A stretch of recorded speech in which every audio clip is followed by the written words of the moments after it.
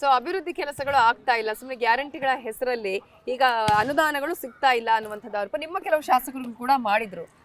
ಆ ರೀತಿಯ ಆರೋಪಗಳು ಬಂದಾಗ ಈಗ ಹಾಗಾದ್ರೆ ದುಡ್ಡು ಹೊಂದಿಸುವಂಥ ವ್ಯವಸ್ಥೆ ಕೂಡ ಆಗ್ಬೇಕಾಗುತ್ತೆ. ಈಗ ಅವ್ರು 90,000 ಕೋಟಿ ಸಾಲ ಇಟ್ಟಿದ್ದಾರೆ, ಅದನ್ನ ತೀರಿಸ್ಬೇಕಾ ಬೇಡವಾ?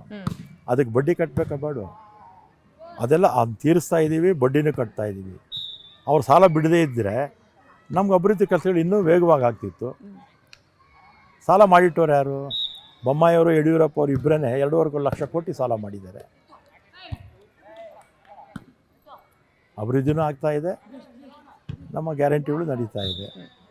ಶಕ್ತಿ ಯೋಜನೆ ಆರಂಭ ಆದಾಗ ಒಬ್ಬರು ಅಜ್ಜಿ, ನಿಮಗೆ ನೆನಪಿರಬಹುದು, ಬಸ್ನ ಮೇಲೆ ಸ್ಟೆಪ್ ಹತ್ತುವಾಗ ನಮಸ್ಕಾರ ಮಾಡಿ ಹತ್ತಿದ್ರು. ಆ ಥರದ ಇನ್ಸಿಡೆಂಟ್ಗಳು ಅಥವಾ ಆ ಥರದ ವಿಚಾರಗಳಲ್ಲಿ ನಿಮಗೆ ಯಾವ್ದು ತುಂಬ ಸೆಳೆದಿರೋದು ಅಂತ ಹೇಳಿ?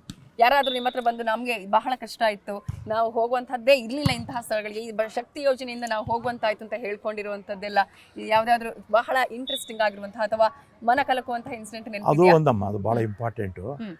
ಆಮೇಲೆ ಭಾಳ ಜನ ಪಾಪ ಈ ದೇವಸ್ಥಾನಗಳಿಗೆ ಹೋಗೋಕ್ಕೆ ಅವಕಾಶನೇ ಇರ್ತಿರಲಿಲ್ಲ, ಯಾಕೆ ಮನೇಲಿ ಏನೋ ಪ್ರಾಬ್ಲಮ್ಸು ಪಾಪ ಎಲ್ಲ.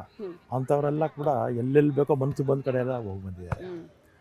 ಅವರು ಎಲ್ಲ ವಿಡಿಯೋಗಳಲ್ಲಿ ಇದರೆಲ್ಲ ಮಾತಾಡ್ತಾರಲ್ಲ, ಅಂಥದ್ದೆಲ್ಲ ನೋಡಿ ಸಹಜವಾಗಿ ಸಂತೋಷ ಆಗುತ್ತೆ.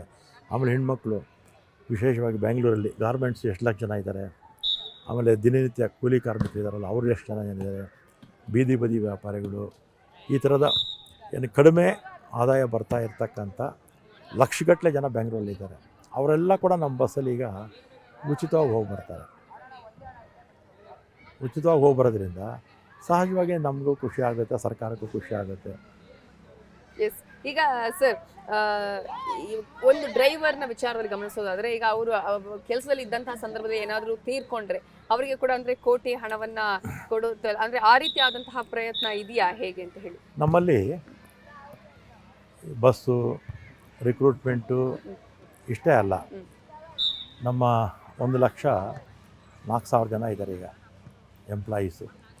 ಅದರಲ್ಲಿ 97% ಡ್ರೈವರ್ಸು, ಕಂಡಕ್ಟರ್ಸು, ಮೆಕ್ಯಾನಿಕ್ಸ್ ಇರ್ತಾರೆ.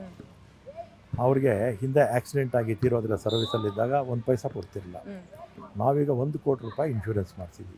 ಇನ್ಶೂರೆನ್ಸ್ ಸರ್ವಿಸ್ ಕೆಲಸ ಮಾಡೋವಾಗ ಅಥವಾ ಕೆಲಸದಲ್ಲಿ ಇಲ್ಲದೇ ಇದ್ದಾಗಲೂ ಸತ್ರು ಕೂಡ 1 ಕೋಟಿ ಕೊಡ್ತೀವಿ. ಆಮೇಲೆ ನಮ್ಮ ಬೇರೆಯವರು 60 ವರ್ಷಕ್ಕಿಂತಲೂ ಕಡಿಮೆ, 60 ರಿಟೈರ್ಡ್ ಆಗಕ್ಕೆ ಮುಂಚೆ ತೀರೋ ಹೋಗ್ಬಿಟ್ರೆ ಹಿಂದೆ 3 ಲಕ್ಷ ಕೊಡೋರು, ಈಗ ನಾವು ಅದನ್ನು 10 ಲಕ್ಷ ಮಾಡಿದ್ದೀವಿ.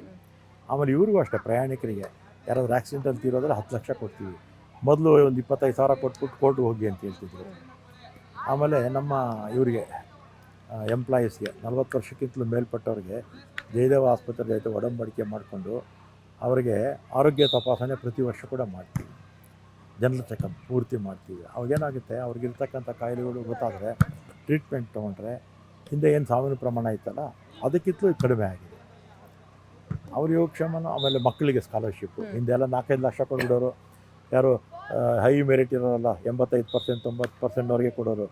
ಈಗ ನಮ್ಮ ಈಗ ಆಗ ಹತ್ತತ್ರ ಒಂದು 1.25 ಕೋಟಿ 2 ಕೋಟಿ ಎಷ್ಟು ಜನ ಮಕ್ಕಳು ಅವ್ರ ಮನೇಲಿ ಒಬ್ಬರಿಗೆ ಎಲ್ಲರಿಗೂ ಸ್ಕಾಲರ್ಶಿಪ್ ಕೊಡ್ತೀವಿ. 5,000ದಿಂದ 1 ಲಕ್ಷದವರೆಗೂ, ವಿದೇಶಕ್ಕೆ ಹೋಗೋರು 1 ಲಕ್ಷದವರೆಗೂ ಕೊಡ್ತೀವಿ.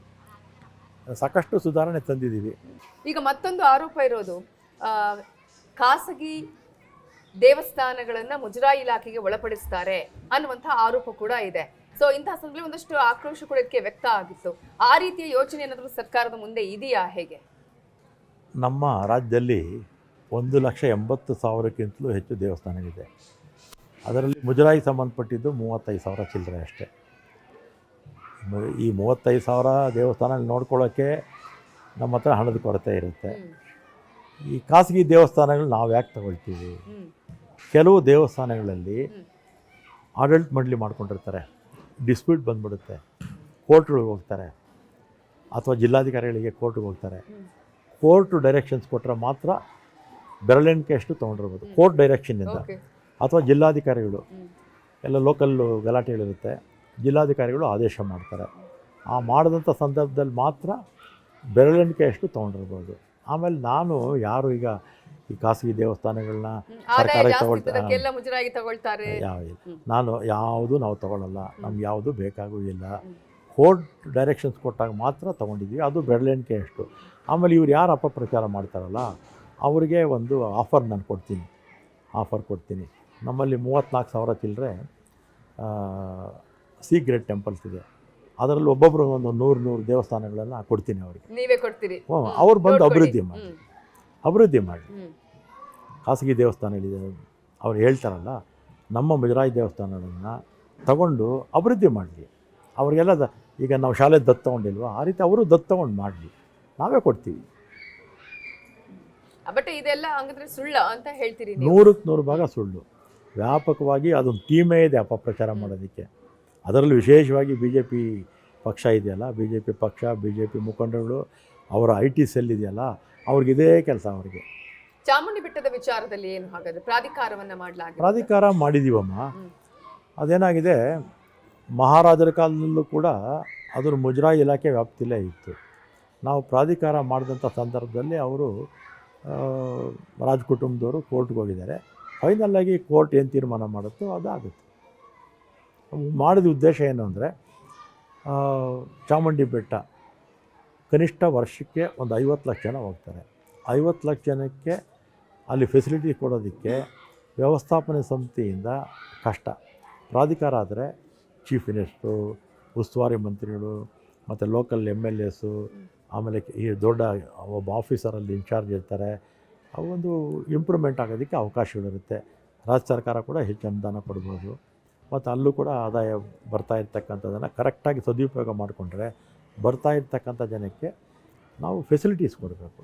ಓಕೆ, ನಿಮಗೆ ಈ 2 ಇಲಾಖೆಗಳಲ್ಲಿ ಈಗ ನೀವು ಇಲ್ಲಿವರೆಗೂ ಮಾಡಿದಂತಹ ಯೋಜನೆಗಳಾಗಿರ್ಬೋದು ಅಥವಾ ಫೆಸಿಲಿಟಿಗಳಾಗಿರ್ಬೋದು, ತಂದಂತಹ ವಿಚಾರಗಳಲ್ಲಿ ಯಾವುದು ನಿಮಗೆ ಬಹಳ ಖುಷಿ ಕೊಡ್ತು? ಇದು ನನಗೆ ಮಾಡಲೇಬೇಕು ಅಂತ ಅಂದ್ಕೊಂಡಿದ್ದು ಯಾವುದು, ಈಗ ಮಾಡಿದ್ದು ಯಾವುದು?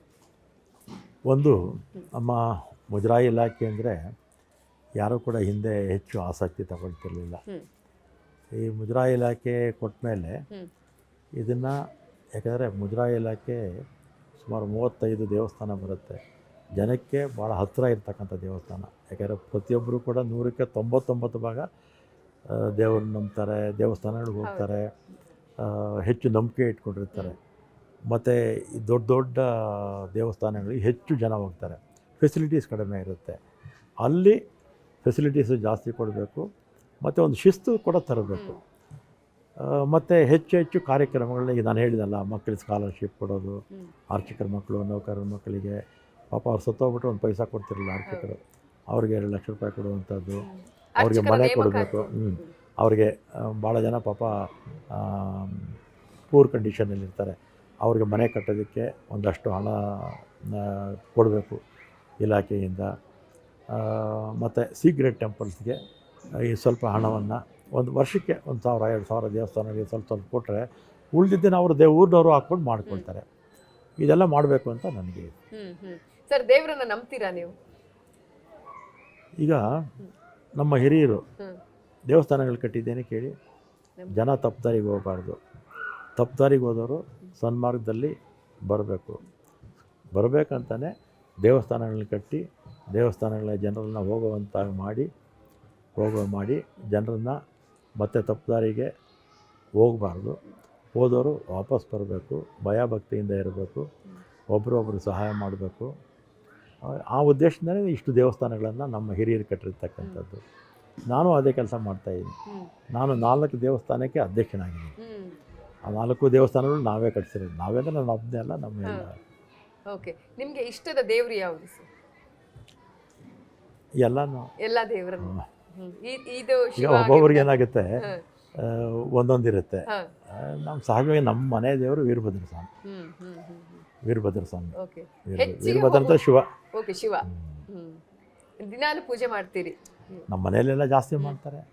ನೀವು ಅಂದ್ರೆ ಈ ದೇವಸ್ಥಾನಕ್ಕೆ ಹೋಗ್ಬೇಕು ಹೆಚ್ಚಿಗೆ ಅಂತ ಹೇಳಿ ಹೋಗುವಂತಹ ದೇವಸ್ಥಾನ? ನಾನು ಎಲ್ಲ ಕಡೆನೂ ಹೋಗ್ತೀನಿ. ಓಕೆ, ಎಲ್ಲ ದೇವಸ್ಥಾನಗಳು ಎಲ್ಲೆಲ್ಲಿದೆಯೋ ಒಳ್ಳೊಳ್ಳೆ ದೇವಸ್ಥಾನಗಳು ಎಲ್ಲ ನಮ್ಮ ದೇಶದಲ್ಲಿ. ವಿದೇಶಕ್ಕೆ ಹೋದಾಗ ಚರ್ಚ್ಗಳು ಎಲ್ಲ ಕಡೆ ವಿಸಿಟ್ ಮಾಡ್ತೀನಿ. ಆರ್ಕಿಟೆಕ್ಚರ್ ಎಲ್ಲ ಭಾಳ ಚೆನ್ನಾಗಿರುತ್ತಲ್ಲ. ಮತ್ತು ಇದಕ್ಕೂ ಹೋಗಿ ಗುರುದ್ವಾರಗಳು ಕರ್ಕೊಂಡು ಹೋಗ್ತಾರೆ. ವಿಶೇಷ ಏನೇನಿದೆ ಆ ಎಲ್ಲ ದೇವಸ್ಥಾನಗಳು ಕೂಡ ನೋಡಿದ್ದೀನಿ. ಅದರಲ್ಲಿ ವಿಶೇಷವಾಗಿ ತಿರುಪತಿ ಇರ್ಬೋದು, ಮತ್ತು ಶಿರ್ಡಿ ಸಾಯಿಬಾಬಾ ಇರ್ಬೋದು, ರಾಘವೇಂದ್ರ ಸ್ವಾಮಿ ಟೆಂಪಲ್ ಇರ್ಬೋದು, ಮಂಜುನಾಥ ಸ್ವಾಮಿ ಧರ್ಮಸ್ಥಳದ್ದು ಹೆಚ್ಚು ಜನಪ್ರಿಯ ಇರ್ತಕ್ಕಂಥದ್ದನ್ನು ವಿಶೇಷತೆ ಇರುತ್ತಲ್ಲ, ಅದಕ್ಕೆ ಸಹಜವಾಗಿ ಎಲ್ಲರೂ ಹೋದಾಗ ನಾವು ಕೂಡ ಈಗ ಅರ್ಚಕರ ವಿಚಾರಕ್ಕೆ ಬಂದ್ರೆ ಸರ್, ಈಗ ಅನುವಂಶೀಯವಾಗಿ ಅರ್ಚಕರು ಇರ್ತಾರೆ, ಅವುಗಳ ನೇಮಕಾತಿ, ಅವರ ಮಕ್ಕಳು, ಆ ಥರದ್ರಲ್ಲಿ ಏನಾದರೂ ಒಂದು ಬೇರೆ ರೀತಿಯಂತಹ ಯೋಜನೆಗಳನ್ನ ಹಾಕಿಕೊಂಡಿದ್ದೀರಾ ನೀವು, ಅಥವಾ ಅಲ್ಲೇ ನೇಮಕಾತಿಯಲ್ಲಿ ಯಾರು ಇರ್ತಾರೋ ಅವರೇ ಮುಂದುವರಿಸ್ಕೊಂಡು ಹೋಗ್ಲಿ ಅನ್ನುವಂಥದ್ದು ಇದೆಯಾ? ಅನುವಂಶಿಕ ತೀರ್ಮಾನ ಆಗಬೇಕಾಗಿದ್ದರೆ ಅಥವಾ ಅರ್ಚಕರು ವಯಸ್ಸಾಗಿದ್ದರೆ ಅಥವಾ ಅವ್ರಿಗೆ ಕೆಲಸ ಮಾಡೋಕ್ಕೆ ಆಗದೇ ಇದ್ದಿದ್ರೆ ಅವರು ಏನೂ ಮಾಡೋಕ್ಕಾಗ್ತಿರಲ್ಲ ಪಾಪ.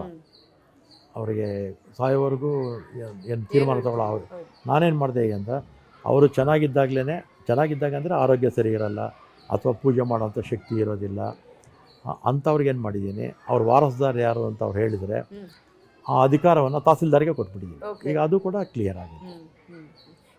ಮತ್ತು ಸೀನಿಯರ್ ಸಿಟಿಸನ್ಸ್ಗೆ ನೇರವಾಗಿ ಹೋಗುವಂಥದ್ದು, ಮತ್ತು RO ಪ್ಲ್ಯಾಂಟ್, ಕುಡಿಯೋ ನೀರು ಮತ್ತು ಸ್ವಚ್ಛತೆಗೆ ಹೆಚ್ಚು ಆದ್ಯತೆ ಕೊಡಬೇಕು ಅನ್ನೋದು, ಮತ್ತು ಹುಲಿಗಮ್ಮ ಡೆವಲಪ್ಮೆಂಟ್ ಆ ಥರ ದೇವಸ್ಥಾನದ ಅದು ಕೂಡ ಮಾಡಿದ್ದೀವಿ. ಅದೇ ರೀತಿ ಘಾಟಿ ಸುಬ್ರಹ್ಮಣ್ಯನೂ ಮಾಡಿದ್ದೀವಿ. ಹೆಚ್ಚು ಜನ ಎಲ್ಲಿ ಹೋಗ್ತಾರೆ, ಒಂದು 25 ಲಕ್ಷ ಜಾಸ್ತಿ, ಘಾಟಿಗೆ ಒಂದು 25 ಲಕ್ಷ ಜನ ಹೋಗ್ತಾರೆ, ಹುಲಿಗಮ್ಮಗೆ ಒಂದು 80 ಲಕ್ಷ ಜನ ಹೋಗ್ತಾರೆ. ಆಮೇಲೆ ಇದು ರೇಣುಕಾ ಯಲ್ಲಮ್ಮ 1 ಕೋಟಿಗಿಂತಲೂ ಹೆಚ್ಚು ಜನ ಬರ್ತಾರೆ. ಅಲ್ಲೆಲ್ಲ ಫೆಸಿಲಿಟೀಸ್ ಕೊಡಬೇಕು, ಅಭಿವೃದ್ಧಿ ಮಾಡಬೇಕು ಅಂತ ಎಲ್ಲ ಪ್ರಾಧಿಕಾರಿಗಳು ರಚನೆ ಮಾಡಿದ್ದೀವಿ. ಈಗ ಸರ್ ಒಂದಷ್ಟು ವಿಚಾರಗಳಿದೆ.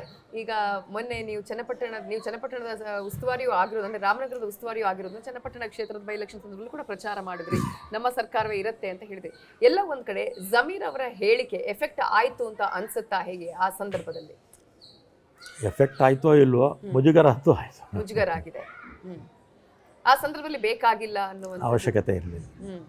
ಈಗ CP ಯೋಗೇಶ್ವರ್ ಅವರು ಮಾತನಾಡಿದ್ರು, ಇದರಿಂದ ನನಗೆ ಸಮಸ್ಯೆಗಳಾಗಬಹುದು, 1 ಓಟ್ ಬಂದ್ರೆ ಇಲ್ಲಿ 4 ಓಟ್ ಹೋದಂಗ ಆಯ್ತು ಅಂತ ಹೇಳಿ. ಅವರು ಅಂದ್ರೆ ಅದು ಹತಾಶೆಯಿಂದ ಹೇಳಿದ್ದಾರೆ ಅಂತ ಅನ್ಸುತ್ತಾ, ಅಥವಾ ಸೋಲನ್ನು ಒಪ್ಕೊಂಡ್ರು ಅಂತ ಅನ್ಸುತ್ತಾ? ಇಲ್ಲಮ್ಮ, ನನ್ನ ಅಭಿಪ್ರಾಯದಲ್ಲಿ ಅವ್ರು ಗೆಲ್ತಾರೆ. ಆದರೆ ಆ ಘಟನೆಯಿಂದ ಸ್ವಲ್ಪ ಮತಗಳು ಕಡಿಮೆ ಆಗ್ಬೋದು ಅಂತ ಯೋಗೇಶ್ವರ್ ಅವರು ಹೇಳಿರ್ತಕ್ಕಂಥದ್ದು. ಲೋಕಲ್ ಅವರು ಅಲ್ವಾ, ಜನರ ನಾಡಿ ಅವ್ರಿಗೆ ಗೊತ್ತಾಗುತ್ತೆ, ಅದರಿಂದ ಆ ರೀತಿ ಹೇಳಿದ್ದಾರೆ ಅನಿಸುತ್ತೆ. ಆದರೆ ನನಗೆ ವಿಶ್ವಾಸ ಇದೆ ಯೋಗೇಶ್ವರ್ ಗೆಲ್ತಾರೆ. ಹೆಚ್ಚಿನ ಸಂಖ್ಯೆಯಲ್ಲಿ ಈ ಸಲ ವೋಟ್ ಅಂದರೆ ಪರ್ಸೆಂಟೇಜ್ ಆಫ್ ವೋಟ್ ಆಗಿರೋದ್ರಿಂದ, ವೋಟ್ ಜಾಸ್ತಿ ಆಗಿರೋದು ಒಂದು, ಮತ್ತು ನಮ್ಮ ಸರ್ಕಾರ ಮಾಡಿರ್ತಕ್ಕಂಥ ಗ್ಯಾರಂಟಿಗಳು, ಸಿದ್ದರಾಮಯ್ಯರು ಆದಿಯಾಗಿ DK ಶಿವಕುಮಾರು ಎಲ್ಲರೂ ಕೂಡ ಬಂದು ಕೆಲಸ ಮಾಡಿರ್ತಕ್ಕಂಥದ್ದು, ಮತ್ತು ಲೋಕಲ್ಲು ನಾವು ಫಂಕ್ಷನ್ಸ್ಗೆ ಹೋದಾಗ ಜನರ ನಾಡಿ ಮಿಡಿತ ನಮ್ಗೆ ಗೊತ್ತಾಗುತ್ತೆ. ಈಗ ಹಿಂದೆ ನೀರು ಕೊಟ್ಟಿರ್ತಕ್ಕಂಥದ್ದು, ಕೆರೆಗೆ ನೀರು ತುಂಬಿಸಿರ್ತಕ್ಕಂಥದ್ದು.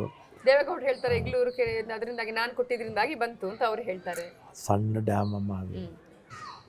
ಆಮೇಲೆ ನಮ್ಮ ಸರ್ಕಾರ ಇದ್ದಾಗಲೇ ಇದಕ್ಕೆ ಚಾಲನೆ ಕೊಟ್ಟಿದ್ದು. ಆಮೇಲೆ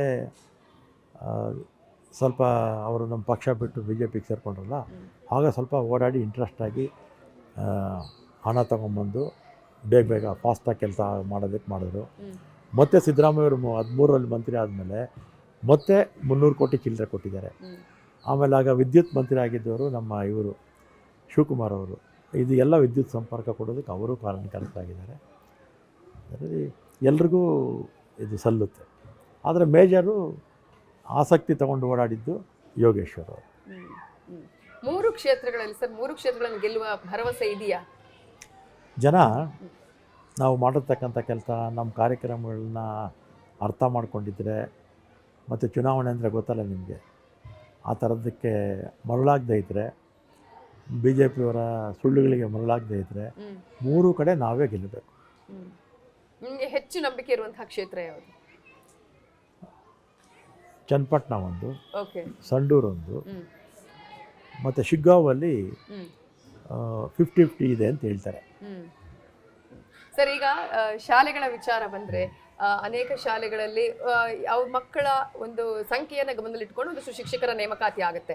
ಉಳಿದಂತೆ ಈಗ ಪ್ರೈವೇಟ್ ಶಿಕ್ಷಕರನ್ನ ನೇಮಕ ಮಾಡ್ಕೊಳ್ಳಾಗುತ್ತೆ. ಇಲ್ಲೂ ಕೂಡ ಅಂತಹದ್ದೇ ಕೆಲಸವನ್ನು ನೀವು ಮಾಡಿದ್ದೀರಿ. ಬೇರೆ ಬೇರೆ ಒಂದು PT ಟೀಚರಿಂದ ಹಿಡಿದು ಆಗಿರ್ಬೋದು, ಅಥವಾ ಬೇರೆ ಬೇರೆ ಲ್ಯಾಬ್ಗಳಾಗಿರ್ಬೋದು, ಅಲ್ಲಿಗೆ ಶಿಕ್ಷಕರನ್ನ ನೇಮಕ ಮಾಡುವಂಥದ್ದು. ಅದು ಹೇಗೆ ಸರ್? ಅದಕ್ಕೆ ಎಲ್ಲಿಂದ ಹಣವನ್ನು ಹೊಂದಿಸುವಂತಹ ಪ್ರಯತ್ನಗಳಾಗ್ತದೆ? ನೀವು ಪರ್ಸ್ನಲ್ ಆಗಿ ಕೈಯಿಂದನೇ ಕೊಡ್ತಾ ಇರೋದಾ, ಇದೆ ಹೇಗೆ?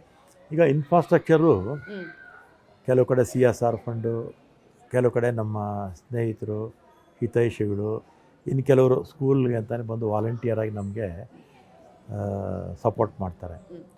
ಮತ್ತು ಈಗ ಕಂಪ್ಯೂಟರ್ ಟೀಚರ್ಸು, ಮತ್ತು ನಮಗೆ ಶಾರ್ಟೇಜ್ ಟೀಚರ್ಸು, ಮತ್ತು ಹೌಸ್ ಕೀಪಿಂಗು, ಇದಕ್ಕೆಲ್ಲ ಹಣ ಎಲ್ಲ ಬೇಕಾಗುತ್ತೆ. ನಾನು ಶಾಸಕನ ಯಾವಾಗ ಆದ್ನಲ್ಲ ಆಗ್ಲಿಂದ ಕೂಡ ಇಷ್ಟೆಲ್ಲ ಡೆವಲಪ್ಮೆಂಟ್ ಆಗಿರಲಿಲ್ಲ. ಆಗ ಅಟೆಂಡರ್ಸ್ ಇರ್ತಿರಲಿಲ್ಲ. ಮತ್ತು ಶಾಲೆಗೆ ಸಂಬಂಧಪಟ್ಟಾಗೆ ಏನೇನಾದ್ರು ಸಮಸ್ಯೆಗಳು ಇರ್ತಿತ್ತಲ್ಲ ಟೀಚರ್ಸಿಂದ ಹಿಡಿದು ಕೇಳೋರು. ಬಹುತೇಕ ನಂದು ಸ್ಯಾಲ್ರಿ ಅಂತ ನಮ್ಗೆ ಕೊಡ್ತಾರಲ್ಲ ಹಣ ಎಲ್ಲನೂ ಕೂಡ ಇದಕ್ಕೆ ಕೊಟ್ಬಿಡ್ತೀನಿ. ಶಾಲೆಗಳು ಇದೆ ಯಾವುದು ಕ್ಲಾಸ್ ಟೀಚರ್ಸ್ಗೆ, ಕಂಪ್ಯೂಟರ್ ಟೀಚರ್ಸ್ಗೆ, ಹೌಸ್ ಕೀಪಿಂಗ್ಗೆ, ಇವ್ರಿಗೆ ಎಲ್ಲ ನನ್ನ ಸ್ಯಾಲ್ರಿ ಎಲ್ಲ ಇದಕ್ಕೆ ಕೊಡ್ತೀನಿ. ಇವತ್ತೇ ಅಲ್ಲ ಆವತ್ತಿನೂ ಕೊಡ್ತೀನಿ. ಆವತ್ತಿನೂ ಶಾಲೆಗಳಿಗೆ ಕೊಡ್ತೀನಿ. ಶಾಲೆಗಳ ಅಭಿವೃದ್ಧಿ ಆಗಬೇಕು ಅನ್ನುವಂಥದ್ದೇ ಧ್ಯೇಯ ಇಲ್ಲಿ.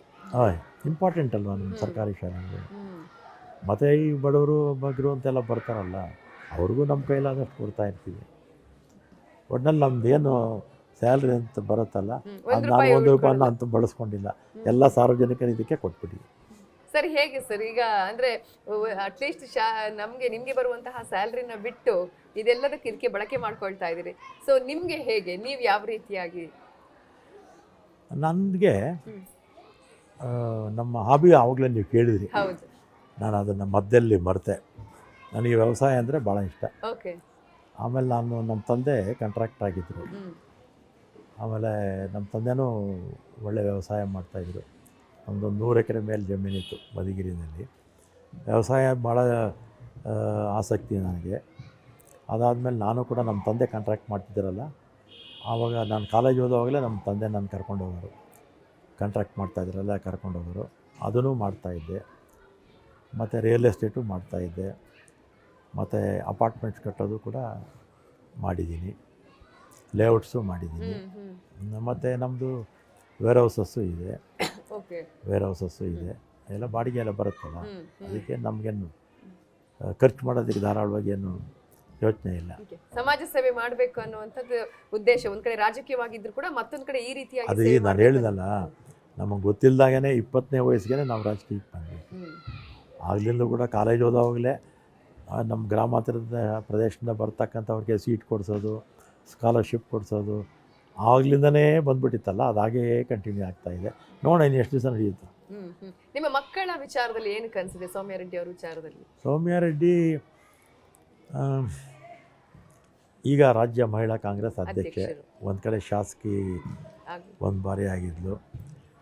ಭಾಳ ಚಿಕ್ಕ ವಯಸ್ಸಿಗೆ ಅವಳು 13ನೇ ವಯಸ್ಸಲ್ಲೇ ಅವಳು ಈ ಅಹಿಂಸೆ, ಈ ಮೇನಕಾ ಗಾಂಧಿಯವರ ಫಾಲೋಯರು. ಈಗ ರೇಷ್ಮೆ ಬಟ್ಟೆ ಕೂಡ ಹಾಕ್ಕೊಳ್ಳಲ್ಲ, ಯಾಕಂದರೆ ಅದು ಪ್ರಾಣಿಗಳಿಂದ ಹುಳದಿಂದ ಬರುತ್ತೆ ಅಂತ. ಮತ್ತು ಹಾಲು ಕುಡಿಯಲ್ಲ, ಯಾಕೆಂದರೆ ಪ್ರಾಣಿಗಳಿಗೆ ಸಂಬಂಧಪಟ್ಟಿದ್ದು ಅಂತ. ಲೆದರ್ ಚಪ್ಪಲಿ, ಬ್ಯಾಗು ಅದು ಕೂಡ ಉಪಯೋಗಿಸೋದಿಲ್ಲ. 13ನೇ ವಯಸ್ಸಿಗೆ ನಾನ್ ವೆಜ್ ಬಿಟ್ಬಿಟ್ಲು. ಅಲ್ಲಿವರೆಗೂ ತಿಂತಾಯಿದ್ಲು. 13ನೇ ವಯಸ್ಸಿಂದ ನಾನ್ ವೆಜ್ಜು ಬಿಟ್ಬಿಟ್ಲು. ಅವಳಿಗೆ ಮೊದಲು ಸಪ್ರೇಟ್ ಕಿಚನ್ ಇತ್ತು. ಈಗ ಒಂದು 10 ವರ್ಷದಿಂದ ಜೊತೆಯಲ್ಲಿ ಮಾಡಿದ್ದೀನಿ ತಿಂತಾಳೆ. ಮತ್ತು ವಿಶೇಷವಾಗಿ ಭಾಳ ಚಿಕ್ಕ ವಯಸ್ಸಿಂದನೇ ಗಿಡಗಳು ಹಾಕ್ಸೋದು, ಆಮೇಲೆ ರೈನ್ ಹಾರ್ವೆಸ್ಟಿಂಗು, ಮತ್ತು ಪ್ರಾಣಿಗಳ ಬಗ್ಗೆ, ಪಕ್ಷಿಗಳ ಬಗ್ಗೆ, ಈ ಪೀಠ ಇದರಲ್ಲಿ ಸಂಸ್ಥೆನಲ್ಲಿ ಈ ಥರ ಪರಿಸರಕ್ಕೆ ಸಂಬಂಧಪಟ್ಟ ಏನೇನಿದೆಯೋ ಅದರಲ್ಲೆಲ್ಲ ಕೂಡ ಚಿಕ್ಕ ವಯಸ್ಸಿಂದನೇ ಕೂಡ ಕೆಲಸ ಮಾಡ್ಕೊಂಬರ್ತಾಯಿದ್ರು. ಮತ್ತು ಇದನ್ನು ನೋಡಿ ವೀರಪ್ಪ ಮೊಯ್ಲಿಯವರು 2014-15 ಅಖಿಲ ಭಾರತ ಪ್ರಾಣಿ ಸಂರಕ್ಷಣೆ ಇದೆಯಲ್ಲ, ಆಲ್ ಇಂಡಿಯಾ ಅನಿಮಲ್ ವೆಲ್ಫೇರ್ ಬೋರ್ಡ್ಗೆ ಸದಸ್ಯರನ್ನಾಗಿ ಕೂಡ ಮಾಡಿದರು. ರಾಜಕೀಯದಲ್ಲಿ ಆಸಕ್ತಿ ಇದೆ, ಜನರಿಗೆ ಕೆಲಸ ಮಾಡಬೇಕು ಅಂತ ಆಸಕ್ತಿ ಇದೆ. ಮಗನಿಗೇನು ಆ ಥರದ್ದು ಆಸಕ್ತಿ ಇಲ್ಲ. ಅವರನ್ನು ತರಬೇಕಂತ ನಿಮಗೂ ಆಸಕ್ತಿ ಇಲ್ಲ? ಇಲ್ಲ, ಬೈ ಫೋರ್ಸಾಗಿ ಯಾರನ್ನೂ ಕರೆಯೋಕ್ಕಾಗಲ್ಲ. ರಾಜಕೀಯದಲ್ಲಿ ಬರಬೇಕು, ಅವ್ರ ಸಮಯನ ಜನಕ್ಕೆ ಕೊಡಬೇಕು, ಅಂಥವ್ರು ಮಾತ್ರ ರಾಜಕೀಯಕ್ಕೆ ಬರಬೇಕು. ಮತ್ತು ಅಲ್ಲಿಂದ ನಮಗೇನೋ ಸಿಗುತ್ತೆ ಅಂತ ಬಂದವರಿಂದ ಏನು ಪ್ರಯೋಜನ ಆಗಲ್ಲ ಸಮಾಜಕ್ಕೆ. ಸರ್, ಇಷ್ಟು ವರ್ಷಗಳ ಕಾಲ ಅಂದರೆ ಯಾವತ್ತೂ ಕೂಡ ಸೋಲಿಲ್ಲದ ಸರದಾರರಾಗಿದ್ದೀರಿ ನೀವು. ಸೊ ಮುಂದಿನ ಆಸೆ ಅಂದರೆ ಮುಖ್ಯಮಂತ್ರಿ ಆಗಬೇಕು ಅನ್ನುವಂತಹ ಆಸೆ, ಆ ಆಸೆಯನ್ನ ಯಾಕಂದರೆ ನಿಮ್ಮ ಅಭಿಮಾನಿಗಳು, ಬೆಂಬಲಿಗರು ಹೇಳ್ತಾ ಇರ್ತಾರೆ, ಯಾಕಂದರೆ 8 ಬಾರಿ ಶಾಸಕರು ಅಂತ ಹೇಳಿದ್ರೆ ಅದು ಸುಮ್ಮನೆ ಮಾತಲ್ಲ ಅಂತ ಹೇಳಿ. ಸೊ ನಿಮ್ಮ ಕನಸು ಕೂಡ ಅದು ಇದೆಯಾ ಹೇಗೆ? ಈಗ ಕನಸು ಕಾಣ್ತೀವಿ. ಕನಸು ಕಾಣೋದಂದರೆ ನನಗೆ ಭಾಳ ಇಷ್ಟ. ಈಗಲೇ ಎಲ್ಲ ಭಾಳ ಚಿಕ್ಕ ವಯಸ್ಸಿಂದ ಕನಸು, ಯಾಕಂದ್ರೆ ನಾವು ಕನಸು ಕಂಡ್ರೇ ನಾವೇನು ಮಾಡಬೇಕು ಅಂತ ಬರೋದು ಅಲ್ವಾ. ಆದರೆ ಮುಖ್ಯಮಂತ್ರಿ ಆಗಬೇಕು ಅಂತ ಆಗುವಷ್ಟು ಅರ್ಹತೆ ಇದೆ, ಆದರೆ ಸ್ಥಾನ ಖಾಲಿ ಇಲ್ಲ. ಯಾಕಂದ್ರೆ ನಮ್ಮ ಚೀಫ್ ಮಿನಿಸ್ಟರ್ ಇನ್ನು 3 ವರ್ಷ ಸಿದ್ದರಾಮಯ್ಯವರೇ ಇರ್ತಾರೆ. ಅದಾದಮೇಲೆ ಇನ್ನೂ ಭಾಳಷ್ಟು ಜನ ಆಗಬೇಕಂತಿದ್ದಾರೆ. ಅದರಿಂದ ಯಾರು ಆಗಬೇಕಂತಿದ್ದಾರೆ ಅವ್ರು ಆಗಲಿ, ಓಕೆ ನಾವು ಅವ್ರಿಗೆ ಸಪೋರ್ಟ್ ಮಾಡಿ. ಓಕೆ ನಿಮ್ಗೆ ಆಗ್ಬೇಕು ಅನ್ನುವಂಥದ್ದು ಕನಸು ಅರ್ಹತೆ ಇದೆ, ಆಸೆ ಇಲ್ಲ. ಇದೆ ಅರ್ಹತೆ ಇದೆ, ಆಸೆ ಇಲ್ಲ. ತಾನಾಗಿ ಒಲಿದು ಬಂದ್ರೆ ಮುಖ್ಯಮಂತ್ರಿ ಆ ಆಗ್ತಿದೆ. ಥರದ್ದು ಆಗೋದಿಲ್ಲಮ್ಮ. ಈ ರಾಜಕಾರಣ ಆ ಥರ ಎಲ್ಲ ಇಲ್ಲ. ಆದರೆ ಸ್ಥಾನಗಳು ಒಲ್ದು ಬಂದಿದೆ ಬೇಕಾದಷ್ಟು ನನಗೆ. ಹೌದು, ಎಲ್ಲ ನಾನು ಅಸೆಂಬ್ಲಿ ಎಲೆಕ್ಷನ್ಗೆ ಯಾರೂ ಟಿಕೆಟೇ ಕೇಳಲಿಲ್ಲ. ಅಪ್ಲಿಕೇಶನ್ ಹಾಕಿದ್ದೆ, ಯಾರನ್ನೂ ಹೋಗಿ ನನ್ನ ಸೀಟ್ ಕೊಡಿ ಅಂತ ಕೇಳಲಿಲ್ಲ. ವೀರಪ್ಪ ಮೊಯ್ಲಿಯವರೇ KM ನಾಗರಾಜ್ಗೆ ಹೇಳಿ ಫೋನ್ ಮಾಡಿಸಿ ಕರೆದು ನನ್ನ ಸೀಟ್ ಕೊಟ್ಟರು. 5 ಬಾರಿ ನಾನು ಮಂತ್ರಿ ಆಗಿದ್ದೀನಿ. ಒಂದು ಸಲಿನೂ ಕೂಡ ಹೋಗಿ ಲಾಬಿ ಮಾಡಿ ನನಗೆ ಮಂತ್ರಿ ಪದವಿ ಕೊಡಿ ಅಂತ ಕೇಳಲಿಲ್ಲ. ಸಹಜವಾಗಿ ಆಟೋಮೆಟಿಕ್ಕಾಗಿ ಅದು ನೀವು ಲಕ್ ಅಂತ ಹೇಳ್ತಿರೋ ಅಥವಾ ಅದೃಷ್ಟನೂ ಮುಖ್ಯ ಒಂದು. ಪ್ಲಸ್ ಎರಡನೇದಾಗಿ ಚೀಫ್ ಮಿನಿಸ್ಟರ್ ಭಾವನೆಗೆ ಬರಬೇಕು, ಬೆಂಗಳೂರಲ್ಲಿ ಯಾರು ಮಾಡಬೇಕು ಅಂತ. ಅಂದರೆ ನಮ್ಗೆ ಎಫಿಷಿಯನ್ಸಿ ಇರುತ್ತೆ, ಪಾರ್ಟಿ ಕೆಲಸ ಮಾಡಿರ್ತೀವಿ, ಅದೆಲ್ಲ ನೋಡಿ ಅವ್ರೇನು ಮಾಡ್ತಾರೆ, ಸಹಜವಾಗಿ ಕರೀತಾರೆ. ಓಕೆ. ಸೊ ಈ ಇಲಾಖೆಯಲ್ಲಿ 2 ಇಲಾಖೆಗಳಲ್ಲಿ ನಿಮಗೆ ಇನ್ನು ಮುಂದೆ ನಾನು ಇದನ್ನು ಮಾಡಲೇಬೇಕು ಅನ್ನುವಂಥದ್ದು ಯೋಜನೆಗಳು ಅಥವಾ ಕನಸು ಇದೆಯಾ? ಇದನ್ನು ನಾನು ನನ್ನ ಈ ಒಂದು ಸಚಿವ ಸ್ಥಾನ ಇರುವಂತಹ ಸಂದರ್ಭದಲ್ಲಿ ಮುಗಿಸ್ಬೇಕು, ಈ ಯೋಜನೆ ಇದೆ ಅಥವಾ ಕನಸುಗಳು ಇದೆ ಅನ್ನೋದಾದ್ರೆ ಯಾವುದು? ಕನಸಿದೆ. ಈಗ ನಮ್ಮ KSRTCಗೆ ಇನ್ನೂ 10,000 ಬಸ್ ಬೇಕು. ಪಾಪ್ಯುಲೇಷನ್ ಜಾಸ್ತಿ ಆಗಿದೆ. 2012ರಲ್ಲಿ ಇಷ್ಟೇ ಬಸ್ ಇತ್ತು. 10 ವರ್ಷದಲ್ಲಿ ಎಷ್ಟು ಜನಸಂಖ್ಯೆ ಜಾಸ್ತಿ ಆಗಿದೆ. ಈಗಲೂ ಅಷ್ಟೇ ಬಸ್ ಇದೆ, ಇನ್ನೂ 10,000 ಬಸ್ ಬೇಕು. ಆಮೇಲೆ ಹೊಸ ಈ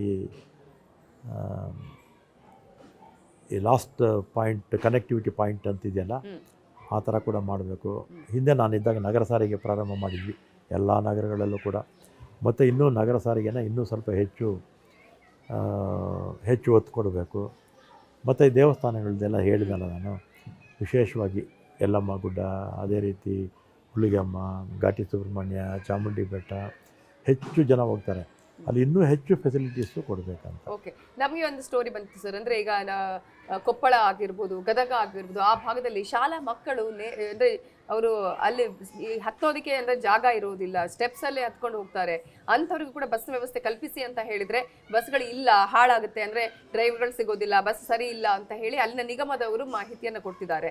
ಸೊ ಅಂತಹ ಸಂದರ್ಭಗಳಲ್ಲಿ ಯಾವ ರೀತಿಗೆ ವ್ಯವಸ್ಥೆ ಮಾಡಿ? ಒಂದು, ನಾನು ಆಗಲೇ ಹೇಳಿದ್ನಲ್ಲ, 4 ವರ್ಷ BJP ಸರ್ಕಾರ ಇದ್ದಾಗ ಒಂದು ಬಸ್ಸು ತೊಗೊಳ್ಳಿಲ್ಲ. ಈಗ ನಾವು ಬಂದು 6,400 ಬಸ್ಸಿಗೆ ಆದೇಶ ಕೊಟ್ಟಿದ್ದೀವಿ. 3,000 ಚಿಲ್ಲರೆ ಬಂದುಬಿಟ್ಟಿದೆ, ಇನ್ನೂ 3,000 ಚಿಲ್ಲರೆ ಬರುತ್ತೆ. ರಿಕ್ರೂಟ್ಮೆಂಟ್ 2016ರಿಂದ ನಿಲ್ಲಿಸೇ ಬಿಟ್ಟಿದ್ರು. ನಾನು ಬಂದಮೇಲೆ 9,000 ಜನ ಡ್ರೈವರ್ಸು, ಕಂಡಕ್ಟರ್ಸು, 1,000 ಜನ ಅನುಕಂಪದ ಆಧಾರದ ಮೇಲೆ ಮಾಡ್ತಾಯಿದ್ವಿ. ಆಮೇಲೆ ಹಿಂದೆ 1,56,000 ಟ್ರಿಪ್ಸ್ ಇತ್ತು, ಈಗ ಅದನ್ನು 1,72,000 ಟ್ರಿಪ್ಸ್ ಮಾಡಿದ್ದೀವಿ.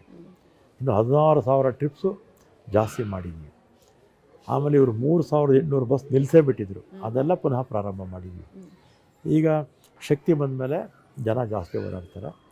ಕೆಲವು ಕಡೆ ಮಕ್ಕಳಿಗೆ ಸ್ವಲ್ಪ ತೊಂದರೆ ಆಗ್ತಿತ್ತು, ಅದೆಲ್ಲ ಗುರುತಿಸಿ ನಾವು ಸಾಕಷ್ಟು ಅಲ್ಲಿ ಸುಧಾರಣೆ ತಂದಿದ್ದೀವಿ. ಎಲ್ಲಿ ಈ ಥರದ ಕಂಪ್ಲೇಂಟ್ ಬರುತ್ತೋ ತಕ್ಷಣ ಅಟೆಂಡ್ ಮಾಡಿ ಅಲ್ಲಿ ಹೆಚ್ಚುವರಿ ಬಸ್ಸುಗಳು ಹಾಕೋದಕ್ಕೂ ಕೂಡ ಮಾಡಿದ್ವಿ. ಓಕೆ. ಅಲ್ಲೇ ಸಿಬ್ಬಂದಿಗಳು ಹೇಳೋ ಪ್ರಕಾರ ಬಸ್ಗಳು ಸರಿ ಇಲ್ಲ, ಅಲ್ಲಿ ಬಸ್ಗಳು ಕೆಟ್ಟು ಹೋಗಿದೆ, ನಮಗೆ ಅಲ್ಲಿ ಸಿಗ್ತಾ ಇಲ್ಲ ಸರ್ ಸೌಲಭ್ಯ, ಹಾಗಾಗಿ ಬಸ್ಗಳು ಹಾಕೋದಿಲ್ಲ ಶಾಲೆಯ ಟೈಮಲ್ಲಿ ಅಂತ ಹೇಳ್ತಾ ಇದ್ದಾರೆ. ಅದರ ಒಂದು ಗಮನಕ್ಕೆ ಎಲ್ಲ ಹಿಂದೆ ಇತ್ತು, ಈಗ ನಾನು ಹೇಳಿದಲ್ಲ. ಆಮೇಲೆ ಸುಮಾರು 1,500 ಬಸ್ಸುಗಳನ್ನು ಪುನಶ್ಚೇತನ ಮಾಡಿದ್ವಿ. ಇದೊಂದು 6,000, ಅದೊಂದು 1,500, 7,500 ಬಸ್ಸು ನಮಗೆ ಹೆಚ್ಚುವರಿ ಆದಂಗೆ ಆಗುತ್ತೆ. ಆಮೇಲೆ ಹಿಂದೆ ಎಲ್ಲ ಇತ್ತು ಬಸ್ಸಸ್ಸು ಹಳೆಯದ ನೀವೆಲ್ಲ ನೋಡಿ, KSRTC ಬಸ್ಸಸ್ಸು ಹಳೆಯದ್ರ ಥರ ಕಾಣಿಸೋದೇ ಇಲ್ಲ, ಅದೆಲ್ಲ ಕೂಡ ಪುನಶ್ಚೇತನ ಮಾಡಿರ್ತಾರೆ. ಅದರಿಂದ ಸಣ್ಣ ಪುಟ್ಟ ಲೋಪದೋಷಗಳಿರುತ್ತೆ, ಪ್ರಪಂಚ ಇರೋವರೆಗೂ ಇರುತ್ತೆ. ನೀವು ಬೇರೆ ರಾಜ್ಯಗಳ ಬಸ್ ಸೌಕರ್ಯಗಳು ಅವ್ರ ಬಸ್ಸುಗಳಿಗೆ ಕಂಪೇರ್ ಮಾಡಿದ್ರೆ ನಮ್ಮದು ಅತ್ಯುತ್ತಮ. ನಮ್ಮ ರಾಜ್ಯದ 4 ಕಾರ್ಪೊರೇಷನ್ಗೆ 575ಕ್ಕಿಂತಲೂ ಹೆಚ್ಚು ರಾಷ್ಟ್ರೀಯ ಅಂತಾರಾಷ್ಟ್ರೀಯ ಪ್ರಶಸ್ತಿಗಳು ಬಂದಿದೆ. ಈ ಒಂದೂವರೆ ವರ್ಷದ ಅವಧಿನಲ್ಲೇ 117 ರಾಷ್ಟ್ರೀಯ ಪ್ರಶಸ್ತಿ ಬಂದಿದೆ, ರಾಷ್ಟ್ರೀಯ ಅಂತಾರಾಷ್ಟ್ರೀಯ. ನಾನು ಹಿಂದೆ 4 ವರ್ಷ 4 ತಿಂಗಳು ಮಿನಿಸ್ಟರ್ ಆಗಿದ್ದೆ, 13ರಿಂದ 18ವರೆಗೆ. ಆಗ 200ಕ್ಕಿಂತಲೂ ಹೆಚ್ಚು ರಾಷ್ಟ್ರೀಯ ಅಂತಾರಾಷ್ಟ್ರೀಯ ಪ್ರಶಸ್ತಿಗಳು. ನನ್ನ ಅವಧಿನಲ್ಲೇ 350 ರಾಷ್ಟ್ರೀಯ ಅಂತಾರಾಷ್ಟ್ರೀಯ ಪ್ರಶಸ್ತಿಗಳು ನಾನು ಮಂತ್ರಿ ಆದಾಗಲೇ ಬಂದಿದೆ. ಇನ್ನು ಉಳಿದಿರ್ತಕ್ಕಂಥ ಎಲ್ಲರ ಅವಧಿನಲ್ಲಿ 200. ಕೊನೆಯದಾಗಿ ಸರ್, ಸಚಿವರು ಆಗಿದ್ದೀರಿ ನೀವು, ಅದಕ್ಕಿಂತ ಮುಂಚೆನೂ ಕೂಡ ಶಾಸಕರಾಗಿದ್ದು ಸಚಿವರಾಗಿದ್ದಂತಹ ಸಂದರ್ಭದಲ್ಲೂ ಕೂಡ ನಿಮ್ಮ ವೀಕೆಂಡ್ ಎಲ್ಲಿತ್ತು ಸರ್? ಬೆಂಗಳೂರಲ್ಲಿನ ಅಥವಾ ಬೇರೆ ಯಾವ್ದಾದ್ರು ಒಂದು ಪ್ಲೇಸ್ಗಳಿಗೆ ಹೋಗ್ಬೇಕು ಅಥವಾ ಮನೆಯಲ್ಲೇ ಇರಬೇಕು, ಶಾಲೆಗಳಿಗೆ ಹೋಗ್ಬೇಕು ಅನ್ನುವಂಥದ್ದು ಇದೆಯಾ, ಹೇಗೆ? ವೀಕೆಂಡ್ ಅಂತೇನೂ ಇಲ್ಲ, ಹ್ಮ್ ನಾವು ಫ್ರೆಂಡ್ಸು ಸೇರ್ತಾ ಇರ್ತೀವಿ. ಹ್ಮ್ ಆಮೇಲೆ ಈಗ 5 ವರ್ಷ ಆಯಿತು. ಹ್ಮ್ 5 ವರ್ಷದಿಂದ ಕರೋನಾ ಬಂದ ಮೇಲೆ ನಾನು ವಿದೇಶಕ್ಕೆ ಹೋಗಿಲ್ಲ. ಹ್ಮ್ ಅದಕ್ಕೆ ಮುಂಚೆ ನಾನು 85 ರಾಷ್ಟ್ರಗಳನ್ನು ನೋಡಿದ್ದೀನಿ. ಹ್ಮ್ ಹ್ಮ್ ವರ್ಷಕ್ಕೆ ಕನಿಷ್ಠ 3 ಸಲ 4 ಸಲ ಹೋಗ್ತಾ ಇದ್ದೆ. ಹ್ಮ್ ನಮ್ಮ ದೇಶ ಬಹುತೇಕ ಎಲ್ಲ ಕಡೆ ನೋಡಿದ್ದೀನಿ. ಹ್ಮ್ ಮತ್ತು ನನಗೆ ಟ್ರಾವೆಲಿಂಗು ಭಾಳ ಇಷ್ಟ. ಹ್ಮ್ 5 ವರ್ಷದ ಕರೋನಾ ಬಂದಮೇಲೆ ಹೋಗಿಲ್ಲ. ಹ್ಮ್ ಇನ್ನೂ ಒಂದು 50 ರಾಷ್ಟ್ರಗಳಿದೆ ನೋಡುವಂಥದ್ದು. ಹ್ಮ್ ಕಾಲು ಸರಿ ಇಲ್ಲ, ನನಗೆ ಆಪ್ರೇಷನ್ ಆಗಬೇಕು. ಹ್ಮ್ ಈ ಆಪ್ರೇಷನ್ ಮಾಡಿಸ್ಕೊಂಡು ಹ್ಮ್ ಉಳಿದಿರ್ತಕ್ಕಂಥದ್ದು ಸಮಯ ಸಿಕ್ಕಿದಾಗ ಇನ್ನೊಂದು 50 ರಾಷ್ಟ್ರಗಳು ನೋಡಬೇಕು ಅಂತ. ಓಕೆ. ಸೊ 71 ವರ್ಷ ಸರ್, 75 ವರ್ಷದ ಸಂದರ್ಭದಲ್ಲಿ ಒಂದು ಸಾಕಷ್ಟು ದೇಶಗಳನ್ನು ನೋಡಿರ್ತೀರಿ ಹಂಗಂದ್ರೆ. ನೋಡಬೇಕು. ಓಕೆ. ಆಮೇಲೆ ನೋಡೋದಕ್ಕೆ ಪ್ರಪಂಚದಲ್ಲಿ ಭಾಳ ಇದೆ. ನಾವು ಏನು ನೋಡದೆ ಹೋದ್ರೆ ಪ್ರಯೋಜನ ಇಲ್ಲ. ಪ್ರಪಂಚದಲ್ಲಿ ಎಷ್ಟು ಮುಂದುವರೆದಿದ್ದಾರೆ. ಆಮೇಲೆ ಪರ್ಟಿಕ್ಯುಲರ್ ಯುರೋಪ್, ನಾವು ಸ್ವರ್ಗ ಅಂತ ಹೇಳ್ತೀವಲ್ಲ, ಆ ಥರ ಇರುತ್ತೆ ಅಲ್ಲಿ. ಆ ಬಿಲ್ಡಿಂಗ್ಸು, ಎನ್ವೈರ್ಮೆಂಟು, ಪರಿಸರ, ಜನರ ಒಂದು ಡಿಸಿಪ್ಲೀನು, ಅದೇ ರೀತಿ ಬೇರೆ ಬೇರೆ ದೇಶಗಳಲ್ಲೂ ಬೇರೆ ಬೇರೆ ಇರುತ್ತೆ, ಡಿಫ್ರೆಂಟ್ ಆಗಿರುತ್ತೆ. ಇದೆಲ್ಲ ನೋಡ್ಬೇಕು ನಾವು. ನಿಮ್ಮ ಲೈಫ್ ಸ್ಟೈಲ್ ಯಾವ ರೀತಿಯಾಗಿದೆ ಸರ್? ಲೈಫ್ ಟೈಮ್ ಹೇಗೆ ಅಂದರೆ, ಬೆಳಿಗ್ಗೆ 8:30ಗೆ ನಾನು ಪೇಪರ್ ಓದಿ ಸ್ನಾನ ಮಾಡಿಕೊಂಡು 8:30ಗೆ ಆಫೀಸ್ ಬರ್ತೀನಿ. 8:30ಯಿಂದ ಆಫೀಸಲ್ಲಿ ಕೂತಿರ್ತೀನಿ, ಬಂದು ಜನರನ್ನೆಲ್ಲ ಮಾತಾಡಿಸ್ತೀನಿ. ಆಮೇಲೆ ಫಂಕ್ಷನ್ಸ್ಗೆ ಹೋಗ್ತೀನಿ. ಫಂಕ್ಷನ್ಸ್ಗೆ ನಾನು ಮಾಡಿದಷ್ಟು ಯಾರೂ ಮಾಡಿಲ್ಲ ಇದುವರೆಗೂ. ಮದುವೆ ಇರ್ಬೋದು, ಫಂಕ್ಷನ್ಸ್ ಇರ್ಬೋದು, ಎಲ್ಲನೂ ಅಟೆಂಡ್ ಮಾಡ್ತೀನಿ. ಮತ್ತು ನಮ್ಮ ಇದಕ್ಕೆ ಸಮಯ ಇದ್ದರೆ ನಮ್ಮ ಊರ ಕಡೆ ತೋಟಕ್ಕೆ ಹೋಗ್ತೀನಿ. ಅಲ್ಲಿ ಎಲ್ಲ ವೆರೈಟಿ ಎಲ್ಲ ಬೇರೆ ಬೇರೆ ಎಲ್ಲ ಗಿಡಗಳೆಲ್ಲ ಹಾಕ್ತಿರ್ತೀವಿ, ಅದು ಹೋಗ್ತೀನಿ. ನಮ್ಮ ಇದು ವೇರ್ ಹೌಸಸ್ ಇದೆ, ಅಲ್ಲಿ ನೋಡೋಕೆ ಹೋಗ್ತೀನಿ. ಮತ್ತು ಸಂಜೆ ಆದರೆ ಮತ್ತೆ ಪ್ರೋಗ್ರಾಮ್ಸ್ ಎಲ್ಲ ಇರುತ್ತೆ. ಮತ್ತು ಯಾರೇ ಸಹಾಯ ಕೇಳ್ಕೊಂಬಂದರೂ ಕೂಡ ಏನು ನಮ್ಮ ಕೈಲಾದರೂ ಸಹಾಯ ಮಾಡ್ತೀನಿ. ಅದಕ್ಕೆ ಕಾರಣಕ್ಕಾಗಿ ಇಷ್ಟು ವರ್ಷಗಳ ಕಾಲ ಪ್ರತಿಯೊಂದು ಎಲೆಕ್ಷನ್ ಅಲ್ಲೂ ಕೂಡ ನೀವು ಗೆಲ್ಲೋದಕ್ಕೆ ಸಾಧ್ಯ ಆಗಿರೋದು. ಯಾಕಂದ್ರೆ ಜನರ ಹತ್ತಿರ ಇದ್ದಂಥ ಸಂದರ್ಭದಲ್ಲಿ ಅವರೆಲ್ಲ ಏನೇನು ಸಮಸ್ಯೆಗಳಿದೆ ಅಥವಾ ಅವರಿಗೆ ಯಾವ ರೀತಿ ಸಹಾಯ ಮಾಡಬೇಕು ಅನ್ನುವಂತಹ ಯೋಚನೆ, ಸರಳ ಸಜ್ಜನಿಕೆಯೇ ನಿಮ್ಮನ್ನ ಈ ಒಂದು ವಿಚಾರದಲ್ಲಿ ಈ ದಡದಲ್ಲಿ ತಂದು ನಿಲ್ಲಿಸಿದೆ ಅಂತ ನಾನು ಅಂದುಕೊಳ್ತೀನಿ. ಅದೊಂದಲ್ವಾ. ಇನ್ನೊಂದು ವಿಶೇಷ ಏನು ಗೊತ್ತಾ, ನಾನು ಕಾರ್ಪೊರೇಷನ್ ಎಲೆಕ್ಷನ್ ನಿಂತ್ಕೊಂಡೆ. ಆಗಲೂ ನಂದು 1 ಪೈಸಾ ಖರ್ಚಿಲ್ಲ. ಓಕೆ. ಜನರ ಏನು ಕೊಟ್ಟರು ಅದರಲ್ಲೇ ಎಲೆಕ್ಷನ್ ಆಗೋಯಿತು. ಆಮೇಲೆ 85ರಲ್ಲಿ ಎಲೆಕ್ಷನ್ ನಿಂತು ಅಸೆಂಬ್ಲಿ 1 ಸಲ ಸೋತೆ. ಆಗ ಹಣ ಏನು ಕೊಟ್ಟಿದ್ರು, ಇನ್ನೂ 50,000 ರೂಪಾಯಿ ಮಿಕ್ಕಿತ್ತು ಪಬ್ಲಿಕ್ ಕೊಟ್ಟಿದ್ದು. ಮತ್ತು 89ರಿಂದ ಇದುವರೆಗೂ ಆಗಿರ್ತಕ್ಕಂಥ ಯಾವ ಎಲೆಕ್ಷನಲ್ಲೂ ಕೂಡ ನನ್ನ ಮನೆ ಹಣವನ್ನು ನಾನು ಖರ್ಚು ಮಾಡಿಲ್ಲ. ನನಗೆ ಡಿಪಾಸಿಟ್ ಕಟ್ಟೋದ್ರಿಂದ ಹಿಡಿದು ನನ್ನ ಎಲೆಕ್ಷನ್ಗೆ ಏನು ಖರ್ಚಾಗುತ್ತೆ ಅದೆಲ್ಲ ಕೂಡ ಜನನೇ ಕೊಡ್ತಾರೆ. ಕೆಲವು ಸಂದರ್ಭಗಳಲ್ಲಿ ಎಲೆಕ್ಷನಲ್ಲಿ ಮಿಕ್ಕೋಗುತ್ತೆ, ಜನ ಜಾಸ್ತಿ ಕೊಡ್ತಾರಲ್ಲ, ಮಿಕ್ಕೋಗುತ್ತೆ. ಆಮೇಲೆ ಇದುವರೆಗೂ ಕೂಡ ನಾನು ಓಟ್ಗೆ ಅಂತ ನನ್ನ ಕ್ಷೇತ್ರದಲ್ಲಿ ನಾನು 1 ಪೈಸಾ ಕೊಟ್ಟಿಲ್ಲ. ಓಕೆ. ಓಟ್ಗೆ ಅಂತ ನಾನು ಈಗ ಖರ್ಚು ಮಾಡೋರನ್ನ ನಾವು ನೋಡಿದ್ರೆ ಅದು ಚನ್ನಪಟ್ಟಣದಲ್ಲಂತೂ ಬಹಳ ಜೋರಾಗಿ ಕೇಳಿಬಿಡ್ತು ಹಣದ ಸದ್ದು. ಬಟ್ ಇಲ್ಲಿವರೆಗೂ ನೀವು ಎಲ್ಲೂ ಕೂಡ 1 ರೂಪಾಯಿ ನಮ್ಮ ಕ್ಷೇತ್ರದಲ್ಲೇ ನೀವು ಪಬ್ಲಿಕ್ನ ಕೇಳಿ, ನಾನು ಎಲ್ಲೂ ಕೂಡ ಪಬ್ಲಿಕ್ಗೆ ಓಟ್ಗೆ ಅಂತ ನಾನು ಕೊಟ್ಟಿಲ್ಲ. ಓಕೆ. ಆದರೆ ನಮ್ಮ ಬೂತ್ ವರ್ಕರ್ಸ್ ಇರ್ತಾರಲ್ಲ, ಅವರು ಮಾತ್ರ ನಾವೇನು ಮಾಮೂಲಿ ಕೊಡ್ತೀವೋ ಅಷ್ಟು ಕೊಡ್ತೀವಿ ಅಷ್ಟೇ. ಅವರು ಮನೆಗೆ ಹೋಗಿ ಪಾಂಪ್ಲೆಟ್ ಕೊಡಬೇಕು, ಮತ್ತು ಸ್ಲಿಪ್ ಬರ್ಕೊಡ್ಬೇಕು, ಅಷ್ಟಿದೆಯಲ್ಲ, ಅಷ್ಟು ಮಾತ್ರ ಬಿಟ್ಟರೆ ಜನಕ್ಕೆ ಹಣ ಕೊಟ್ಟು ನಾನು ಇದುವರೆಗೂ ಕೂಡ ಓಟ್ ಹಾಕ್ಸ್ಕೊಂಡಿಲ್ಲ. ನಾನು ಯಾರನ್ನೂ ಕೇಳೋದೂ ಇಲ್ಲ ನಮ್ಮ ಜನ. ನಿಮ್ಮ ಗೆಲುವಿಗೆ ಮುಖ್ಯ ಕಾರಣ ಏನು ಸರ್? ಅಂದರೆ ನೀವು ಜನರ ಜೊತೆ ಇರೋದೇ public relation. Okay. Public relation. ಮತ್ತು ಯಾರನ್ನ ಏನೋ ಕೆಲಸ ಮಾಡೋಕ್ಕೆ ಬಂದಂಥ ಸಂದರ್ಭದಲ್ಲಿ ಆಗುತ್ತೋ ಇಲ್ವೋ ಕಡ್ಡಿ ಮುರಿದಂಗೆ ಹೇಳ್ಬಿಡ್ತೀನಿ, ಆಗುತ್ತೆ ಆಗಲ್ಲ ಅಷ್ಟೇ. ಆಮೇಲೆ ನನ್ನ ಹತ್ರ ಬಂದಿದ್ದು ಏನು ಸಾರ್ವಜನಿಕರ ಕೆಲಸಗಳು ಏನೇ ಇದ್ದರೂ ಕೂಡ ಒಂದು ಯಾವುದೋ ಹಣದ ಕೊರತೆಯಿಂದ ಸ್ವಲ್ಪ ಲೇಟ್ ಆಗ್ಬೋದು ಅಷ್ಟೇ, ಆದರೆ ಬಹುತೇಕ ಎಲ್ಲ ಕೂಡ ಮಾಡ್ಕೊಡ್ತೀನಿ ಸಾರ್ವಜನಿಕರ ಕೆಲಸ. ಇಂಡಿವಿಜುವಲ್ ಕೆಲಸ ನಾನೇನು ಮಾಡೋಕ್ಕಾಗಲ್ಲ. ಇಂಡಿವಿಜುವಲ್ ಮಾಡೋಕ್ಕಾಗತ್ತಾ? ಇಂಡಿವಿಜುವಲ್ ಮಾಡೋಕ್ಕಾಗಲ್ಲ. ಸರ್, ಕೊನೆಯದಾಗಿ ನಮ್ಮ ವೀಕ್ಷಕರಿಗೆ ನಿಮ್ಮ ಇಲಾಖೆಯಲ್ಲಿ ಈಗಾಗಲೇ ಒಂದು ಸಾರಿಗೆ ಇಲಾಖೆ ಆಗಿರ್ಬೋದು ಅಥವಾ ಮುಜರಾಯಿ ಇಲಾಖೆಯಿಂದ ಏನೇನು ಸಿಕ್ಕಿದೆ ಅನ್ನೋದ್ರ ಬಗ್ಗೆ ಮಾಹಿತಿ ಕೊಟ್ಟರೆ, ಕೊನೆಯದಾಗಿ ಜನರಲ್ಲಿ ಒಂದಷ್ಟು ನಂಬಿಕೆ ಈಗ ಬೇಕು. ಅಂದರೆ ಹಿಂದೂಗಳ ವಿಚಾರದಲ್ಲಿ ದೇವಸ್ಥಾನ ವಿಷಯಗಳು ಒಂದಷ್ಟು ಆರೋಪ ಇರುವಂಥದ್ದು, ಶಕ್ತಿ ಯೋಜನೆಯಲ್ಲಿ ಆರೋಪ ಇರುವಂಥದ್ದು, ಕೊನೆಯದಾಗಿ ಏನು ಹೇಳೋದಕ್ಕೆ ಬಯಸ್ತೀರಿ? ಕೊನೆಯದಾಗಿ ಸಾರ್ವಜನಿಕರಿಗೆ ಮುಜರಾಯಿ ಇಲಾಖೆ ವ್ಯಾಪ್ತಿಗೆ ಸಂಬಂಧಪಟ್ಟ ಹಾಗೆ ದೇವಸ್ಥಾನದ ಹಣವನ್ನು ದೇವಸ್ಥಾನಕ್ಕೆ ಖರ್ಚು ಮಾಡ್ತೀವಿ ಹೊರತು ಈ 21 ವರ್ಷದಲ್ಲಿ ಹೊಸ ಕಾಯ್ದೆ ಬಂದ ಮೇಲೆ 1 ರೂಪಾಯಿ ಕೂಡ ದೇವಸ್ಥಾನದ ಹಣವನ್ನು ಬೇರೆ ಯಾವುದೇ ಇಲಾಖೆಗಾಗಲಿ ಯಾವುದೇ ಧರ್ಮೀಯರಿಗಾಗಲಿ ಕೊಟ್ಟಿಲ್ಲ. ಇದು ಷಡ್ಯಂತ್ರ, ವ್ಯಾಪಕವಾಗಿ ಅಪ್ರಚಾರ ಮಾಡ್ತಾರೆ. ಎರಡನೇದಾಗಿ ಯಾವುದೇ ಖಾಸಗಿ ದೇವಸ್ಥಾನಗಳನ್ನು ನಾವು ತಗೊಳ್ಳೋದಿಲ್ಲ. ಕೋರ್ಟ್ ಡೈರೆಕ್ಷನ್ಸ್ ಕೊಟ್ಟರೆ ಮಾತ್ರ ತಗೊಳ್ತೀವಿ ಹೊರತು ಆಮೇಲೆ ಇನ್ಯಾರಾದರೂ ಮುಂದೆ ಬಂದು ನಾವು ಮುಜರಾಯಿ ದೇವಸ್ಥಾನಗಳನ್ನು ದತ್ತು ತಗೊಳ್ತೀವಿ ಅಂದರೆ ನೀವು ದತ್ತು ಕೊಡೋಕ್ಕೂ ಸರ್ಕಾರ ಅಭಿವೃದ್ಧಿ ಮಾಡೋದಕ್ಕೆ ಅವಕಾಶ ಮಾಡಿಕೊಡ್ತೀವಿ. ಅದಕ್ಕೆ ಅಭಿವೃದ್ಧಿ ಸಮಿತಿ ಅಂತಲೇ ಮಾಡ್ಬೋದು. ಕಾನೂನಲ್ಲೇ ಇದೆ, ಕಾನೂನಲ್ಲೇ ಅವಕಾಶ ಇದೆ. ಅಭಿವೃದ್ಧಿ ಸಮಿತಿ ಮಾಡಿ ಅವ್ರನ್ನೇ ಅಧ್ಯಕ್ಷನಾಗಿ ಮಾಡ್ತೀವಿ. ಯಾರು ಟೀಕೆ ಮಾಡ್ತಾರೆ ಅವರೆಲ್ಲ ಬಂದು ಸಿ ಗ್ರೇಡ್ ಟೆಂಪಲ್ಸ್ನ ಅಭಿವೃದ್ಧಿ ಮಾಡಿ ಅಂತ ಅವರಿಗೆ ಮನವಿ ಮಾಡ್ತೀನಿ. ಆಮೇಲೆ ನಮ್ಮ ಟ್ರಾನ್ಸ್ಪೋರ್ಟ್ ಇಲಾಖೆಗೆ ಸಂಬಂಧಪಟ್ಟಾಗೆ ನಮ್ಮ ಕಾರ್ಮಿಕರಿಗೆ ಸ್ವಲ್ಪ ಬಾಕಿ ಇದೆ. ಅದೊಂದು ನನ್ನ ತಲೆಯಲ್ಲಿ ಕೊರಿತಾ ಇರುತ್ತೆ. ಅದೊಂದು ಬೇಗ ಮಾಡಬೇಕು, ವೇತನದ್ದು. ಆಮೇಲೆ ಇನ್ನೂ ಹೆಚ್ಚು ಕನಿಷ್ಠ ಒಂದು 10,000 ಬಸ್ಸಸ್ ಆದರೂ ಹೆಚ್ಚುವರಿಯಾಗಿ ರಾಜ್ಯದ ಜನರ ಹಿತದೃಷ್ಟಿಯಿಂದ, ಸಾರ್ವಜನಿಕರ ಹಿತದೃಷ್ಟಿಯಿಂದ ಹೆಚ್ಚುವರಿಯಾಗಿ ನಾವು ಹಾಕಬೇಕಾಗುತ್ತೆ. ಮತ್ತು ಸಾರ್ವಜನಿಕರಲ್ಲೂ ಕೂಡ ಹೆಚ್ಚಾಗಿ ನಮ್ಮ ಸಾರಿಗೆ ವ್ಯವಸ್ಥೆಯನ್ನು ಬಳಸಿ ಅಂತ ಹೇಳ್ತೀವಿ. 1,06,00,000 ಜನ ಅಂದರೆ 4, 5, 6 1 ಕೋಟಿ. ಒಂದು ದಿನ 1 ಲಕ್ಷ ಕಡಿಮೆ ಆಗುತ್ತೆ, 1 ಲಕ್ಷ ಜಾಸ್ತಿ ಆಗುತ್ತೆ. ಇಷ್ಟು ಬಳಸ್ತಾ ಇದ್ದಾರೆ ಅಂದರೆ ಜನ ಎಷ್ಟು ಈ ಸಂಸ್ಥೆಗಳ ಮೇಲೆ ನಂಬಿಕೆ ಇದೆ ಅಂತ ಅರ್ಥ ಆಗುತ್ತೆ. Thank you so much sir. ನಮ್ಮ ಇವತ್ತಿನ ವೀಕೆಂಡ್ ಅಡ್ಡಾದಲ್ಲಿ ಪಾಲ್ಗೊಂಡು ನಿಮ್ಮ ಇಲಾಖೆ ಜೊತೆಗೆ ನಿಮ್ಮ ಇಲಾಖೆಗಳಲ್ಲಿ ಇದ್ದಂತಹ ಯೋಜನೆಗಳು ಏನೇನು ಅನ್ನೋದರ ಜೊತೆಗೆ ಸಾಕಷ್ಟು ಆರೋಪಗಳಿತ್ತು, ಅವುಗಳಿಗೆಲ್ಲರಿಗೂ ಕೂಡ ಉತ್ತರವನ್ನು ಕೊಡುವಂತಹ ಪ್ರಯತ್ನ ಮಾಡಿದ್ದೀರಿ. ಜೊತೆಗೆ ನಿಮ್ಮ ಅನೇಕ ವಿಚಾರಗಳನ್ನು ನಮ್ಮ ಜೊತೆ ಹಂಚಿಕೊಂಡಿರಿ. Thank you so much sir.